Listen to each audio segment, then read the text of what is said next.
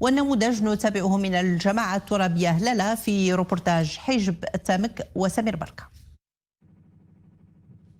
في ظل تراجع المخزون المائي على مستوى السدود وقلة التساقطات المطرية، تم إحداث مجموعة من الأثقاب الاستكشافية المائية وتجهيزها بالمناطق الجبلية بإقليم شتوكا إتباها التي تعرف خصاصا في الماء، مع تعبئة أسطول من الشاحنات الصهريجية لتأمين وصول هذه المادة الحيوية إلى ساكنة حوالي 84 دوارا بالجماعة الترابية هلالة.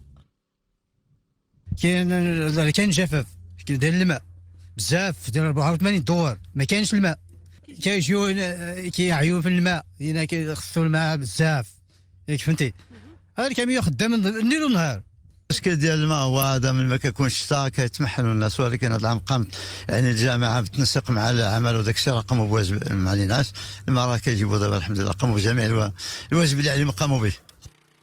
تأمين تزويد ساكنة المناطق الجبلية والنائية بالماء الشروب خطوة تم اتخاذها من طرف السلطات الإقليمية ووكالة الحوض المائي بسوس ماسا في إطار التدابير والحلول الاستعجالية للتخفيف من حدة الخصاص في الموارد المائية.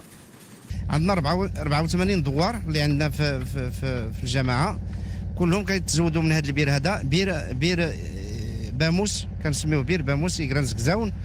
هذا البير هذا ملي تحفر تقريبا من 2016، فاش حفرته الحوض المائي ودرنا ليه لي زاناليز وداك الشيء الماء ديالو مزيان نقي.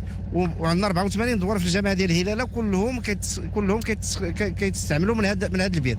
تم برمجه واحد المجموعه من الاثقاب الاستكشافيه في الاقاليم اللي كتعني من الخصاص، وخاصه باقليم شتوكا إتباها، لان اللي كيزودوا السد ديال يتمزال اللي غادي يوصل لحاله الاشباع في نهايه الصيف المقبل. وتم انجاز واحد المجموعه ديال الاثقاب الاستكشافيه ما يقدر ب6 الاثقاب الاستكشافيه اللي مكنتنا من الحصول على واحد الصبيب ديال 12 لتر في الثانيه، اللي هو ما يعادل تقريبا الربع ديال الكميه اللي كيحتاجها المراكز المعنيه بالتزويد من هذا السد هذا. وضمن المخطط الإقليمي لتدبير هذه المرحلة، تم إطلاق مجموعة من العمليات لتعبئة كل المصادر المائية وجعلها رهن الاستعمال، خاصة بالمناطق الجبلية التي تعاني من صعوبة في الوصول إلى الماء.